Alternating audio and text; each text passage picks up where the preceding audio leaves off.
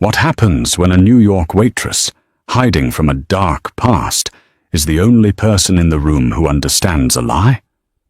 When she serves dinner to Alessandro Salvatore, the most feared Mafia boss in the city, she overhears a $200 million scam unfolding in a language no one else understands.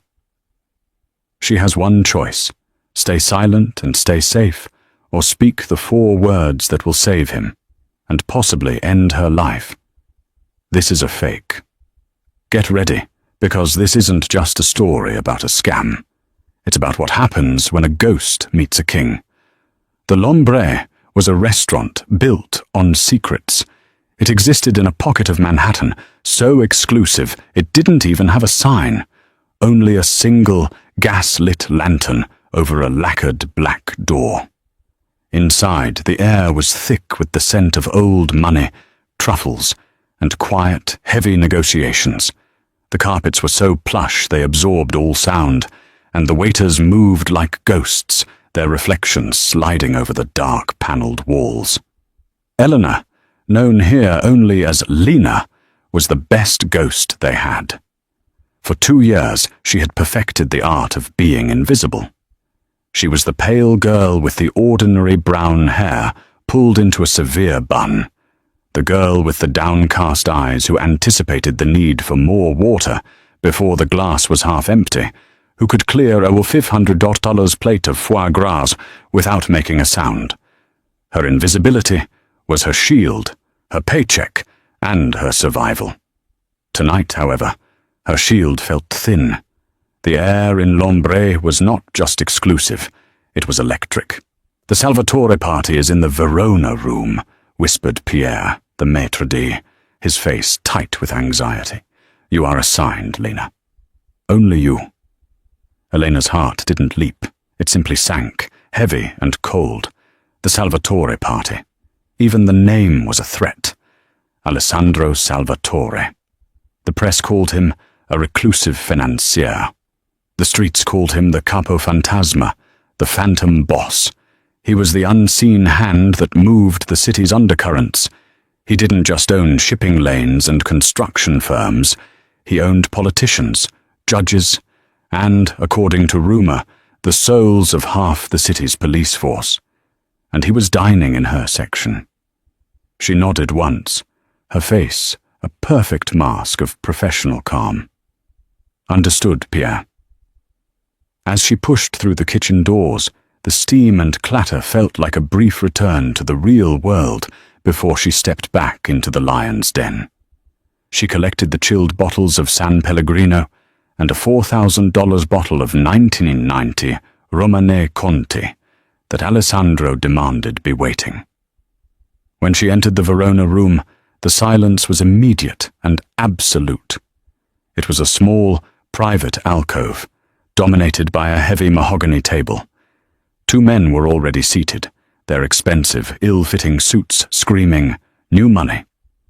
They were Mr. Grayson, a man with a damp handshake and darting eyes, and Mr. Thorne, who was silent, built like a brick wall, and stared at his empty plate as if it had insulted him. Then the door opened, and the room's temperature dropped. Alessandro Salvatore entered. He was not what she expected. He wasn't a brutish thug from a movie. He was tall, dressed in a bespoke charcoal suit so perfectly tailored it looked like a natural extension of his body. His black hair was touched with silver at the temples, and his eyes, a startling, icy blue, missed nothing. He moved with a lethal, predatory grace. He wasn't just in the room, he commanded it. With him were his 2 shadows, Marcus, his consigliere, an older man with the weary face of a scholar, and Luca, his personal bodyguard, who looked like he hadn't smiled since birth. Luca's eyes met Eleanor's for one terrifying second, scanned her from head to toe in a clinical assessment of threat, and dismissed her. She was just the waitress. She was invisible. "Mr. Salvatore, a pleasure," Grayson said, standing too quickly, his voice high and thin. Alessandro didn't answer. He simply sat at the head of the table, and Luca stood behind his right shoulder, perfectly still. "Let us begin," Alessandro said. His voice was a low, smooth baritone, laced with the gravel of old-world authority. Elena moved forward. This was the moment she'd dreaded, the wine service. Her hands, usually so steady, felt distant. She presented the bottle. Alessandro glanced at the label and gave a curt, almost imperceptible nod. As she began the ritual, the uncorking, the careful pour into the decanter, the conversation began, and Eleanor retreated into her invisible shell, listening only to the rhythm of the words, not their meaning. "As we discussed," Grayson said, "this is a unique opportunity, an asset beyond value." "I am not in the business of beyond value, Mr. Grayson," Alessandro replied, his voice cold. "I am in the business of numbers. The number we discussed was 200 million. Elena's hand didn't tremble.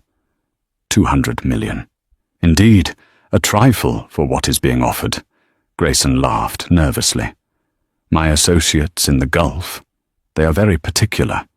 They don't deal in wire transfers and banknotes. They deal in history, in legacy." Grayson pushed a heavy, velvet-lined box to the center of the table. A show of good faith, a private release. "This document, Mr. Salvatore, is the key." Elena finished decanting the wine.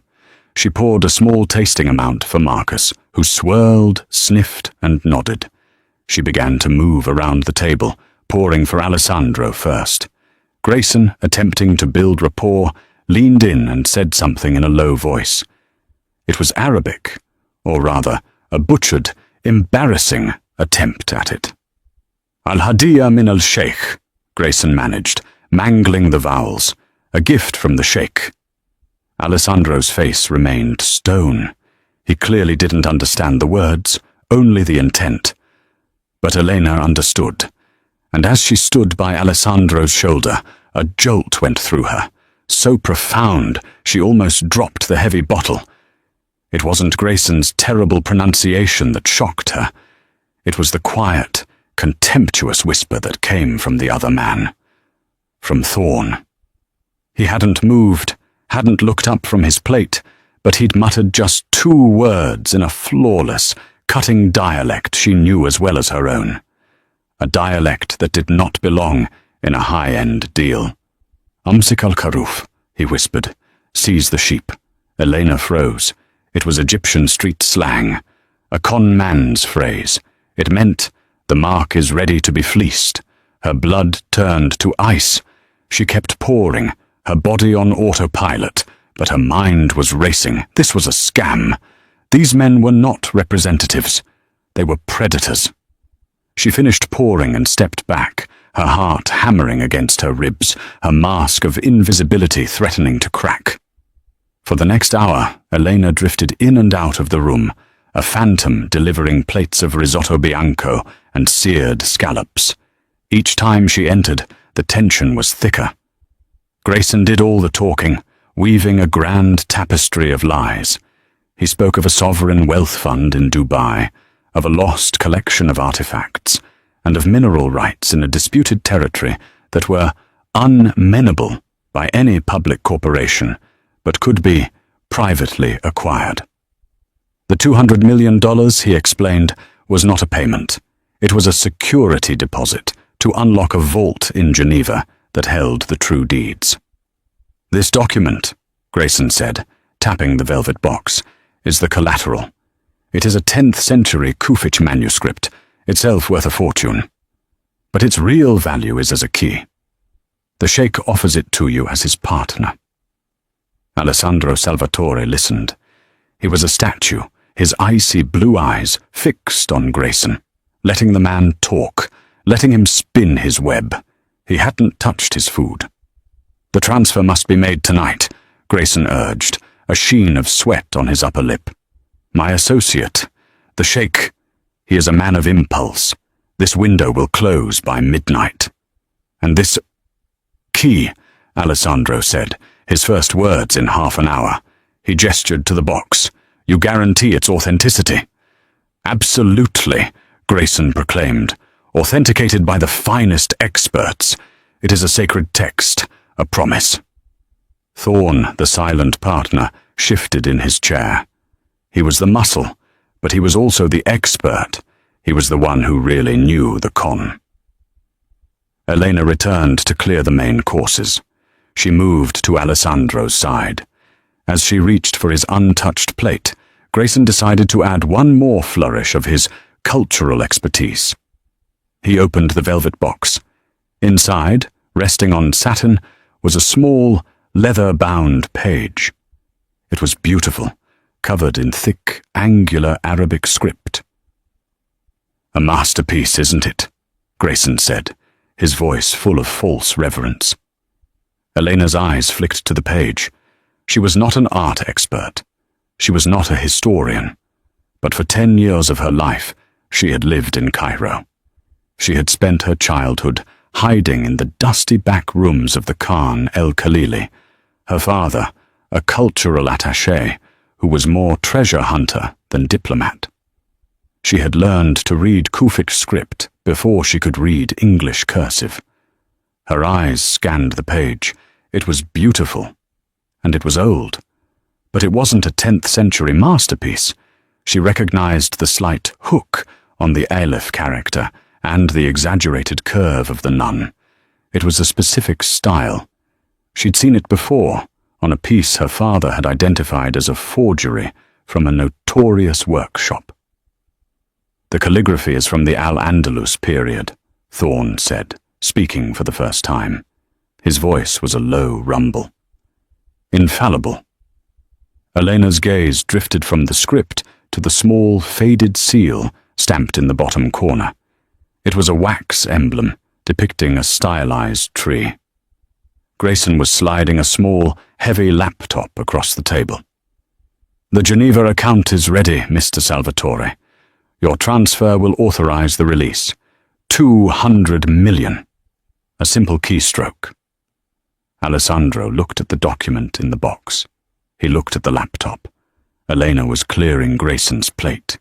She could feel the vibration of Thorne's impatience next to her. He wanted this over. And then Thorne, believing himself safe in a room of ignorant Americans, muttered to Grayson again, his voice a low hiss of Arabic, "Yalla, al-sa'a tatakadam, akna al-ahmak, hurry up. The clock is ticking. Convince the fool." Elena's blood ran cold, but it was the seal that held her. It wasn't a palm, the symbol of a Gulf state. It was a cedar. She knew that seal. Her father had cursed that seal. It was the mark of the Cedar Triangle, a black market ring out of Beirut that specialized in creating authenticated forgeries, so perfect they could fool even the experts at Sotheby's. They didn't just fake art, they faked history. And they were dangerous. They were the reason her father... She blocked the memory.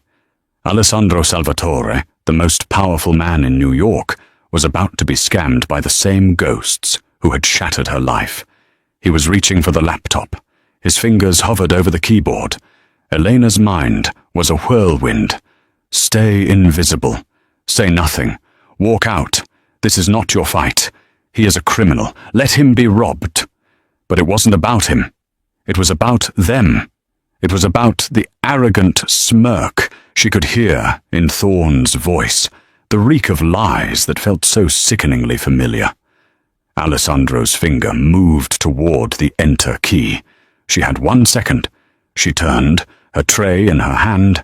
She had to do something. She stumbled. It was a tiny, believable lapse in grace. Her foot caught on the thick carpet leg, and she pitched forward. The silver tray clattered, and a single crystal glass of ice water flew from its surface.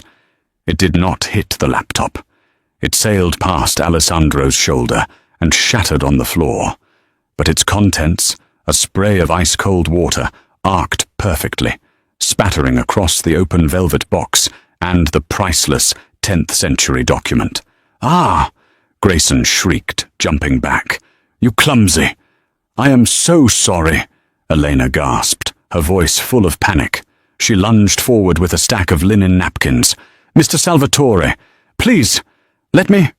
She leaned directly over Alessandro's shoulder, dabbing frantically at the velvet box. Thorne and Grayson were on their feet, furious. Alessandro hadn't moved. He was staring at her. Elena's head was down. She was close enough now. She didn't look at him. She looked at the laptop. Under the guise of a panicked apology, she whispered, her voice so low it was barely a breath. She spoke in perfect formal Arabic, the Arabic of scholars, not of the street. La tuwakie, Saidi, hadhi wathikat muzawara. Do not sign, sir. This is a fake document. The silence that fell was not like the others. This was a dead, airless void. Thorne and Grayson had stopped yelling. They were frozen, their faces turning a sickly shade of pale. They hadn't heard what she said, but they knew what language she had used. Alessandro Salvatore did not move a muscle. Only his eyes, those chips of Antarctic ice, shifted. They moved from the waterlogged box to her face. His expression was unreadable. He replied, his own Arabic halting, the boardroom Arabic of a man who has learned just enough to negotiate oil deals. Mada kulti? What did you say? Elena knew, in that instant, there was no going back. Her invisibility was gone. She was exposed. She straightened up. She dropped the terrified waitress persona like a cloak. Her eyes, no longer downcast, met his. They were not brown, he realized. They were a deep, clear green. She switched to English, her voice as crisp and cold as the water she had spilled. I said, "Don't sign." She pointed a steady finger at the document where the water was making the ancient ink run. Real 10th century Kufich ink, made from carbon and gum Arabic, would not run. This ink, a modern chemical composite, was bleeding a faint, telltale blue.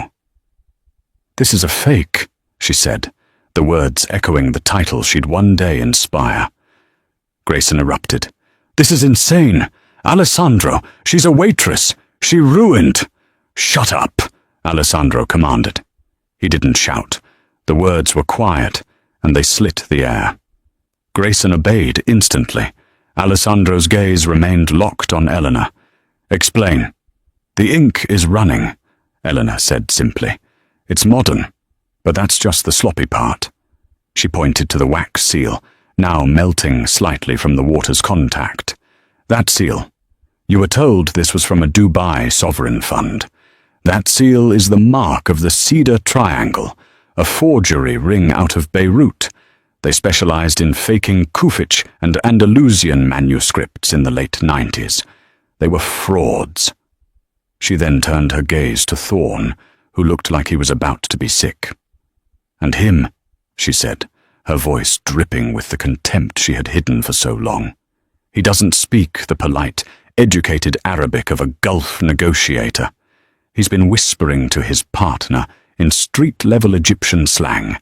Just before I spilled the water, he told Mr. Grayson to hurry up and convince the fool. You, Mr. Salvatore, are the fool." The truth landed in the room with the force of a physical blow. Thorne didn't wait. He wasn't a con man. He was the muscle. He lunged. He wasn't aiming for Elena. He was aiming for Alessandro. But he never had a chance. Luca, the bodyguard who had been a statue for 2 hours, moved. He was not a man. He was a bolt of lightning. In one fluid motion, he intercepted Thorne's lunge, blocked the small ceramic blade that had appeared in Thorne's hand, and slammed his palm into Thorne's throat. Thorne collapsed, choking, his face purple. At the same instant, Marcus, the quiet consigliere, had Mr. Grayson pinned against the wall, a small silver pistol pressed neatly against his temple. Grayson was sobbing, his fine suit ruined. It had taken less than 3 seconds. Elena hadn't even flinched. She just stood, her hands clasped behind her back, breathing evenly. The Verona room was silent again, save for Thorne's gagging. Alessandro Salvatore slowly rose from his chair. He walked around the table, his expensive shoes silent on the thick carpet. He stopped directly in front of Elena. He was a full head taller than her. He looked down at her, his blue eyes searching her face, dissecting her. He was not grateful. He was not angry. He was calculating. She had just saved him $200 million. She had unmasked a high-level con. She had revealed knowledge of international forgery rings and multiple obscure Arabic dialects. This Lena, this invisible girl, was the most dangerous person in the room. "You," he said, his voice a soft rumble. "Who the hell are you?" Elena met his gaze. "I'm the waitress who just saved you $200 million. A shadow of a smile touched Alessandro's lips, a terrifying, humorless expression. "You are," he agreed, "which means you're either a spectacular coincidence or you're a plant from a rival. Either way, you know too much." He turned to his consigliere. "Marcus, get them out of here. Use the service entrance. Mr. Thorne and Mr. Grayson have a pressing engagement in one of my warehouses." Marcus nodded, dragging the whimpering Grayson out. Luca hauled the semi-conscious Thorne up by his collar and followed. The door clicked shut. It was just Elena and Alessandro. The remnants of a $10,000 meal sat between them. "Pierre!" Alessandro called out, not raising his voice. The maître d' appeared instantly, his face ashen. "Mr. Salvatore, is everything—" "Everything is perfect," Alessandro said. "My compliments to the chef. Lena, however, will be leaving with me. She's not feeling well. Have her coat brought." "Sir." Pierre looked at Elena, confused. Elena's blood ran cold. This was it. She wasn't being thanked. She was being taken. "It's all right, Pierre," Elena said, her voice surprisingly steady. "I'll get my things." "No," Alessandro said, placing a gentle proprietary hand on her elbow. His touch was electric, a brand. "Luca will get your things. You're coming with me. Now. For your protection." It was not a request. It was a command. As he guided her out of the Verona room, past the stunned staff and the oblivious diners, Elena realized her mistake. She had run from the wolves in Beirut, only to leap into the cage of the lion in New York. Her old life was over. Her new one, as the property of Alessandro Salvatore, had just begun. The ride from Lombre was silent and terrifying. Elena was seated in the back of a black, armored Bentley, a car so quiet it felt like a sensory deprivation chamber. Alessandro sat opposite her, not next to her, observing her as a scientist might observe a volatile, unknown element. Luca drove, and Marcus rode shotgun. The windows were tinted so dark that the glittering lights of Manhattan were reduced to blurry, distant smudges. Elena's mind was working frantically, sorting through options, escape routes, and identities. She had a go bag under the floorboards of her tiny apartment. It had a fake passport, Canadian this time, $10,000 in cash, and a burner phone. It was useless to her now. They weren't heading to a warehouse. They weren't driving to the docks. They crossed the bridge and drove to a part of the city that didn't exist on maps, a sprawling, high-walled compound hidden in plain sight, masquerading as a private historical trust. The car passed through 2 sets of wrought-iron gates and stopped in a cobblestone courtyard. Alessandro exited the car and simply waited for her. He didn't grab her. He didn't threaten. He just expected. Elena stepped out. The air was cool. "Welcome to my home," he said, as if she were a guest for dinner. The home was a mansion, a dark stone edifice that looked like it had been stolen from the hills of Sicily and dropped in the middle of New York. Inside, it was not the gaudy palace of a new money criminal, It was like l'ombre, all dark wood, priceless tapestries, and heavy ancestral silence. "Luca," Alessandro said, "show Miss, whatever her name is, to the Azure suite. Give her what she needs, and stay outside her door." He turned to Elena. "We will talk in the morning. Do not try to leave. The doors are locked, the windows are bulletproof, and the grounds are monitored. You are perfectly safe. From everyone but me." He walked away, disappearing down a long, shadowed hall. The Azure suite was not a bedroom. It was an apartment. It was larger than her entire building. It had a four-poster bed, a fireplace, a walk-in closet stocked with new designer clothes in her approximate size, and a bathroom made of white marble. It was the most beautiful prison she had ever seen. Elena locked the door, a pointless gesture she knew, and leaned against it, her body finally succumbing to the tremors she had held back. She had blown her cover. After 2 years of meticulous, paranoid hiding, she had been exposed, not by the men she was running from, but by the one man in New York she should have avoided at all costs. She stripped off her waitress uniform, the Lena costume, and left it in a heap. She took a shower so hot it nearly scalded her, trying to wash off the night. She put on a pair of silk pajamas from the closet and sat by the window.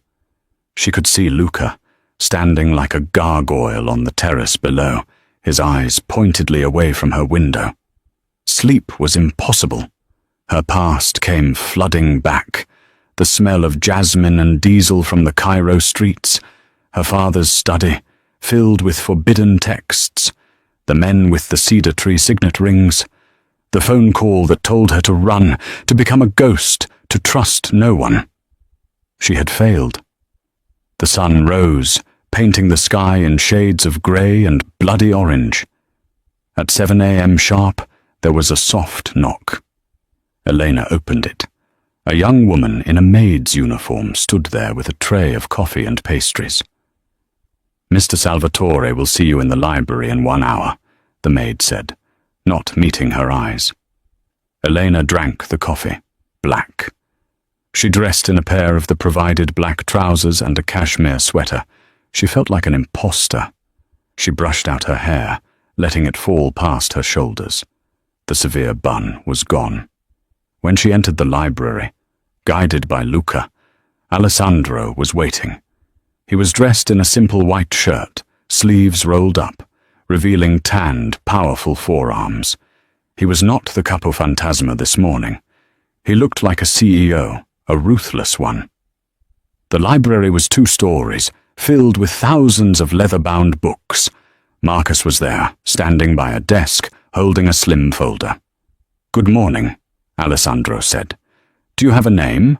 Or shall I keep calling you Waitress?" "Elena," she said. "Elena, a beautiful name. It's a shame it's a lie." Elena tensed. "It's my name." "Is it?" Alessandro took the folder from Marcus. "We were busy last night, while you were resting. We ran your face through every database we have. We ran your fingerprints from the wine glass you held." He tossed the folder on the desk. It was empty. "Nothing," he said, a note of frustrated admiration in his voice. "Lena, the waitress at l'Ombre, was hired 2 years ago, with a driver's license and a social security number that, well, they exist, but the person they belong to doesn't. No school records, no credit history, no past. You are a ghost." He leaned against the desk, crossing his arms. "So I ask you again, Elena the ghost, who are you, and what were you doing in that room?" Elena raised her chin. "I told you, I was a waitress. And the Arabic, the knowledge of 90s-era Beirut forgery rings? I studied," she lied weakly. Alessandro laughed. It was a cold, sharp sound. "You studied? You are a brilliant liar, Elena, but not that brilliant. Last night you saved me from a $200 million loss. That buys you one, and only one, chance to tell me the truth. If you lie to me again, I will hand you to Luca, and he will find out who you are, and you will not enjoy his methods. Do you understand? Elena looked at Luca, who was watching her with dead, patient eyes. She believed him. She took a breath. I can't tell you. It's not. You don't know who you're dealing with. Oh? Alessandro's interest was piqued. You mean Thorne and Grayson? They are currently explaining themselves. Thorne, it turns out, is very talkative when properly motivated. He works for a group. He calls them Al-Assad, the Lion. Elena flinched, a tiny involuntary movement, but Alessandro saw it. No, she whispered. Not Al-Assad. Al-Sakr. The Falcon, Alessandro corrected himself, his eyes lighting up. He had her. The Falcon. Yes, you know them. Elena sagged. The jig was up. You call them the Falcon. I've heard them called the Scimitar. They are the ones I'm running from. Alessandro absorbed her words, his expression shifting from suspicion to intense, calculating focus. He waved a dismissive hand. Luca and Marcus exited the library, closing the heavy oak doors behind them, encasing Alessandro and Elena in a soundproof tomb of literature.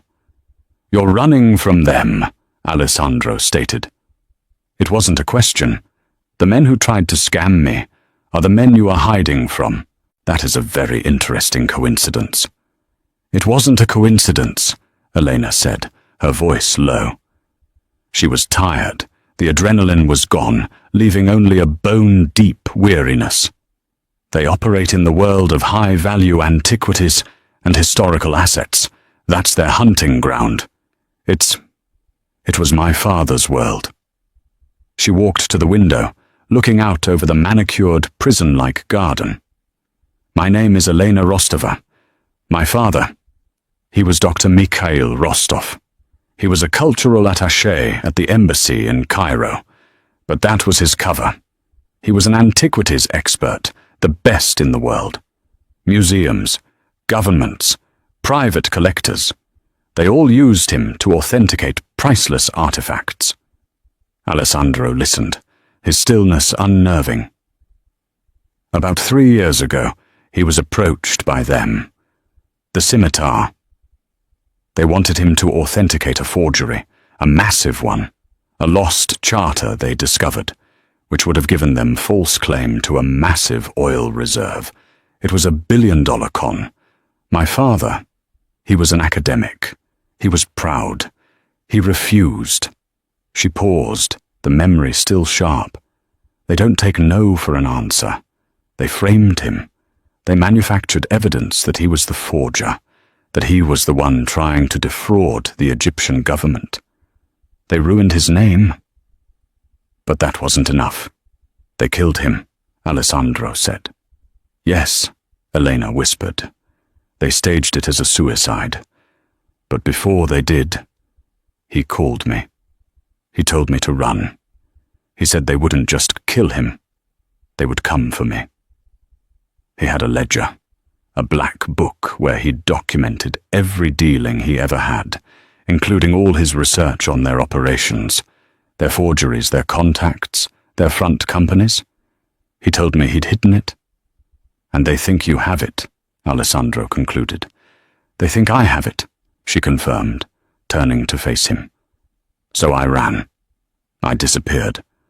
I burned my identity, used every skill my father taught me, the languages, the history, to become someone else, to become no one. I became Lena, the invisible waitress, hiding in the one city big enough to get lost in. She looked him in the eye. Until last night, when I saw that seal, the Cedar Triangle. That was one of their front groups. I knew it. I saw them trying to pull the same kind of scam they use to ruin my father. I couldn't let it happen. I couldn't stay invisible. The library was silent.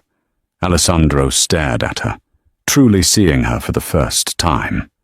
Not as a waitress, not as a con artist, but as a survivor. A woman who had been through the fire and come out as tempered steel. Thorn and Grayson, he said finally. They were just tools. Low level. Yes, they were disposable. The scimitar has operatives everywhere. In banks, auction houses, shipping. They are a syndicate, just like yours. Only they deal in lies, not whatever it is you deal in. A flicker of respect entered Alessandro's eyes. My world and theirs just collided, Elena. They didn't just try to steal 200 million. They tried to steal from me, Alessandro Salvatore. They brought their war to my city, and now they've brought their number one target, he gestured to her, into my home. He pushed off the desk and began to pace, his energy filling the room. He was no longer a CEO. He was the Capo Fantasma, and his territory had been invaded. They failed their con, he reasoned, thinking aloud. They will know why it failed. They will know someone intervened. They will be looking for the person who spoke Arabic and identified their forgery. They'll be looking for me, Elena said. They'll trace it back to the restaurant. They'll find Lena. But Lena has vanished, Alessandro countered, along with her boss, Mr. Salvatore. They will assume I took you, which I did. He stopped in front of her. Which means they are now my enemy. And you are my asset. You know their methods. You know their symbols. You are the key to dismantling them. Elena's heart hammered. What are you proposing? This is no longer your gilded cage, Elena. It's your fortress. You are under my protection, and you will work for me. Work for you? How? You will be my consultant, my personal interpreter in this new war. You will use everything your father taught you. You will help me hunt them down. We will find this ledger, and we will expose them from the ground up. And in return? She asked, her voice shaking. In return, Alessandro said, his voice dropping, I will give you the one thing you want more than anything. He stepped closer, close enough that she could feel the heat radiating from his body. He was dangerously, overwhelmingly present. I will give you revenge. The air crackled between them. This was a new deal, a different kind of cage. He was offering her a sword. They will hunt you, he warned. They will try to kill you. They've been trying to kill me for 2 years, Elena replied, her voice hardening. The only difference is now, I'm ready to hunt them back. A slow, genuine smile spread across Alessandro's face. It transformed him, made him look almost human. Good, because I'm not just going to give you revenge, Elena. I'm going to give you justice, the Salvatore kind. The dynamic in the mansion shifted overnight. Elena was no longer a prisoner. She was a partner. A closely guarded, high-value partner. She was moved from the guest suite to a room in Alessandro's private wing. Luca was no longer her jailer. He was her shadow, assigned to protect her life with his own. Alessandro's war room was a high-tech bunker beneath the library. For the first time, Elena saw the true scope of the Salvatore operation. It wasn't just thugs and construction. It was a global intelligence network, hackers, analysts, and informants. They brought in the half-broken Thorn. Elena, standing beside Alessandro, looked at the man who had called her boss a fool. He was terrified of Alessandro, but he was petrified of her. Ask him, Alessandro commanded. Ask him about the scimitar. Elena stepped forward. She didn't use English. She didn't use formal Arabic. She used the same hard, gutter-level Egyptian slang he had used. Tickle him, she snapped. Speak. Who is your contact in New York? Thorn's eyes went wide. To hear this language from this woman, standing next to this man, it broke him. He confessed everything. The Scimitar's New York operation was run by a man they only knew as Silas. He was an American, an ex-curator from a major museum, fired for indiscretions. He was the one who vetted the forgeries. He was the one who chose the marks. "He's planning a new deal," Thorne choked out. "An auction, private, at the old Whitfield Gallery. Next week. It's how they're laundering the new forgeries." After Thorne was dragged away, Alessandro and Elena were alone in the war room. "Silas," Alessandro mused. "Marcus, find me this Silas. Find me everything." He turned to Elena. "You did well. You have steel in your voice." "I learned it from men like him," she said. The days that followed were a blur of adrenaline. Elena lived and breathed the hunt. She worked alongside Marcus, sifting through data, identifying shell corporations and bank accounts tied to the names from her father's memories. She taught Alessandro's men the difference between a real antiquity and a high-end fake.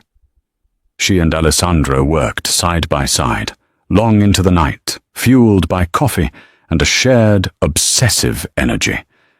She saw the man behind the capo. He was brilliant, strategic, and utterly ruthless. He, in turn, saw her.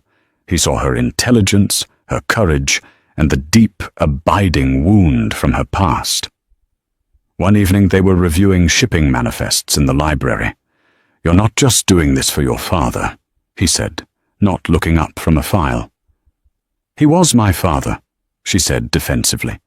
"He's been gone for 3 years. You're not just running from something. You're running to something." "What is it?" Elena hesitated. "I'm running to be free, to stop looking over my shoulder, to have a life that is my own." Alessandro finally looked up, his blue eyes intense. "Freedom isn't given, Elena. It's taken. You're taking it back, one day at a time. I respect that." The small, grudging admission felt more intimate than a kiss. The air between them was thick with an unspoken, dangerous chemistry. He was the dark night protector she never knew she needed. She was the brilliant, unexpected light in his dark world. The Scimitar, however, did not remain idle. They knew their $200 million con had failed. They knew their men, Grayson and Thorne, had vanished. And they knew a waitress was involved. The attack came on a Tuesday. Alessandro had insisted Elena get some air. They were walking in the walled garden, Luca 10 paces behind, when Elena felt it. A flicker of light. It wasn't a camera. It was a glint. "Sniper!" she screamed, tackling Alessandro Salvatore, the most feared man in the city, to the ground. She was a second too late. A high-velocity round cracked the air where Alessandro's head had been, shattering a stone urn behind them. "Down!" Luca roared, drawing his weapon and returning fire toward a distant rooftop. Another shot, and another. They were pinned.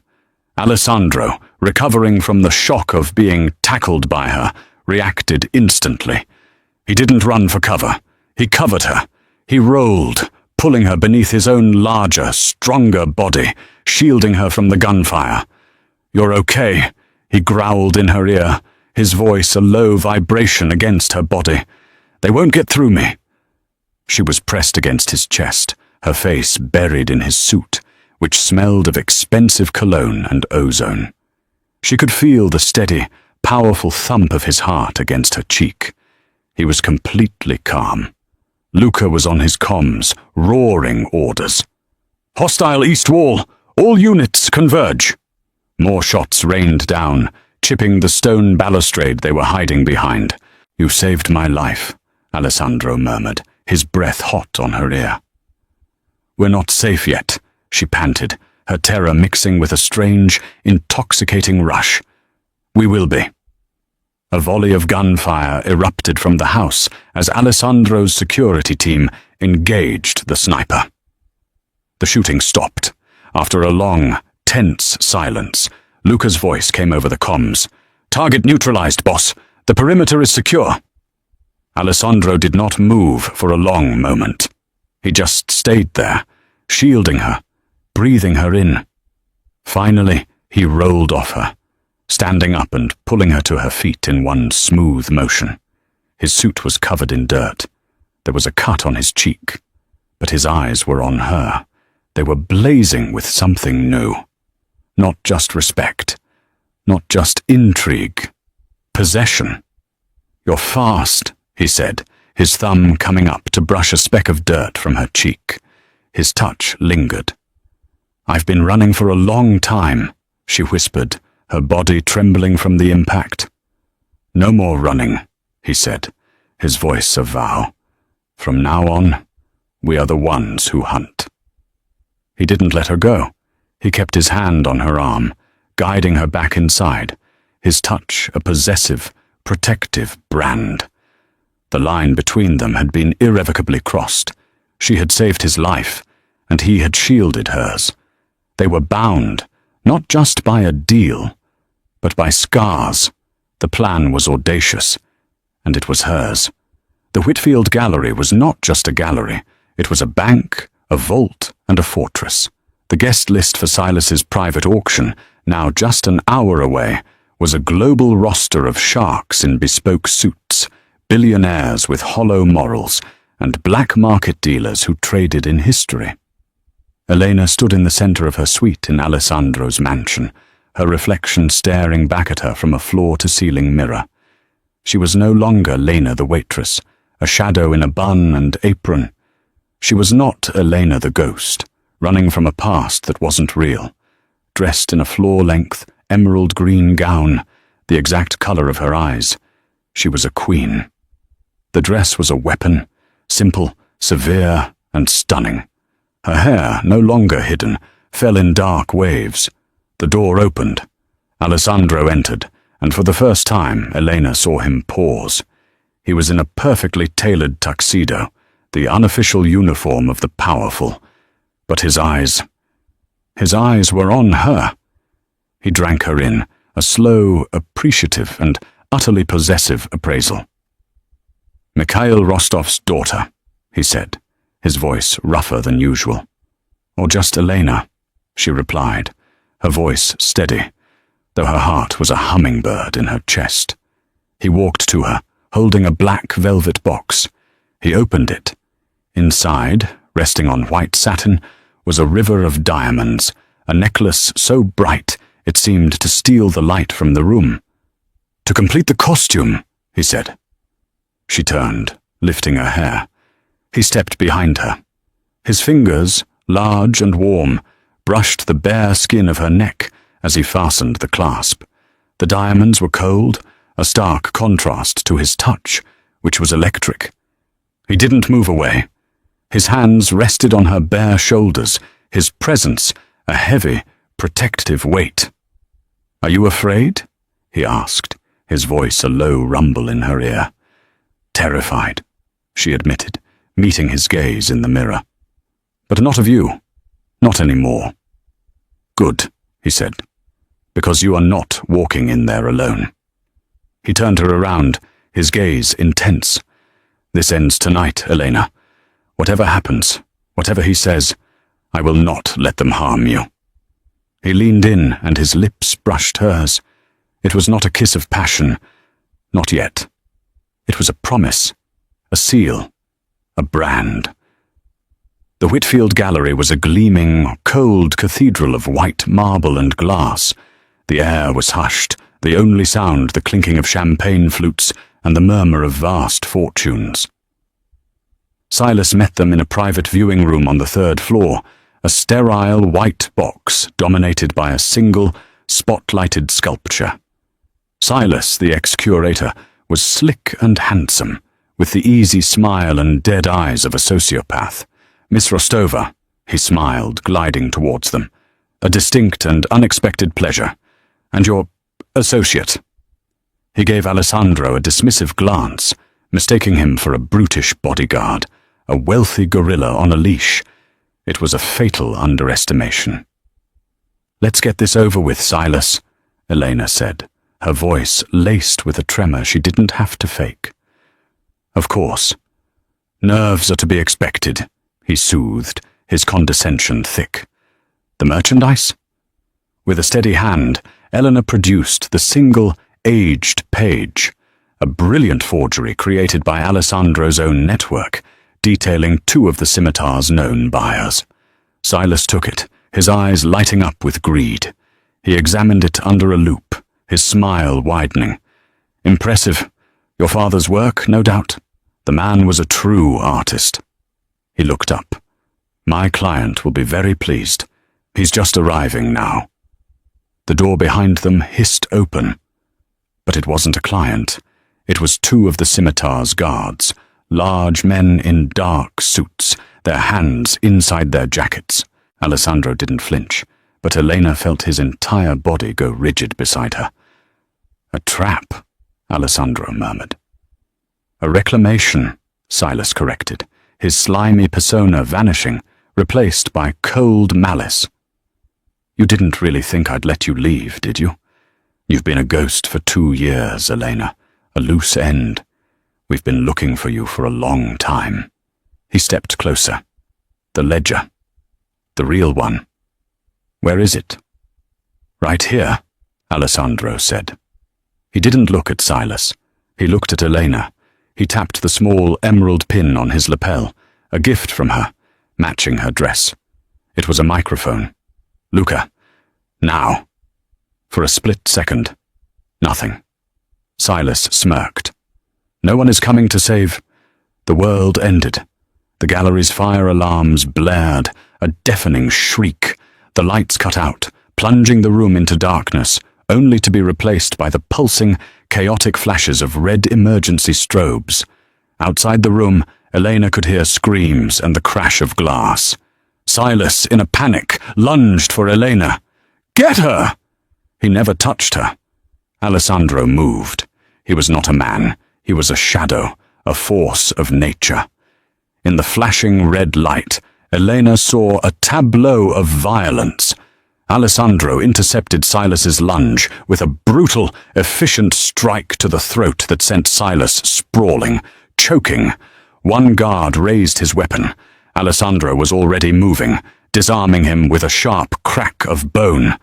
The second guard turned, but Luca was suddenly there, having entered through a side door, a silent, dark angel of death. It was not a brawl. It was an execution. In less than 10 seconds, the room was still. The alarms were silent, cut off at the source. The only sound was Silas, wheezing on the white marble floor. Alessandro stood over him, straightening his tuxedo cuffs. He was untouched. He looked at the gasping man, his face a mask of cold fury.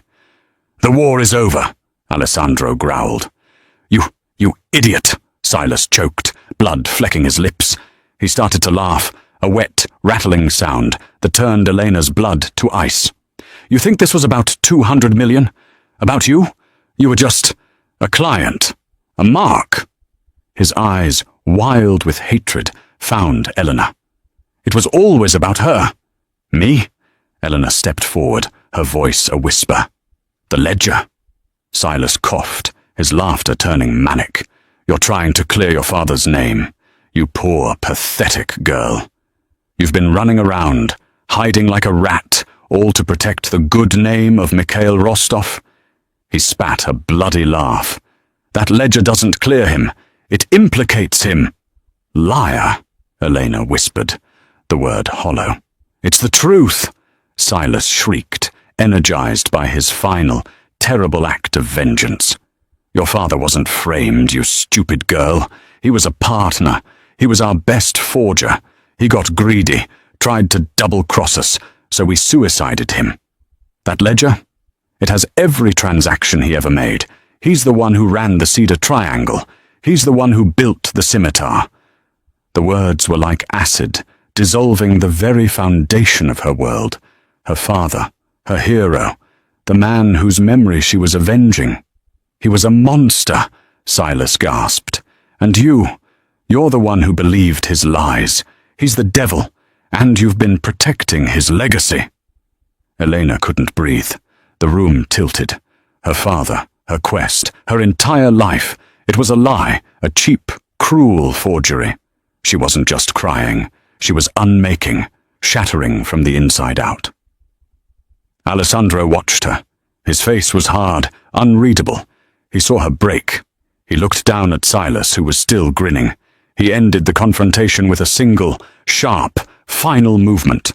The door burst open, and Luca and his team flooded in, weapons drawn. "We're clear, boss. The gallery is locked down. We have his network." But Alessandro and Elena were in their own world.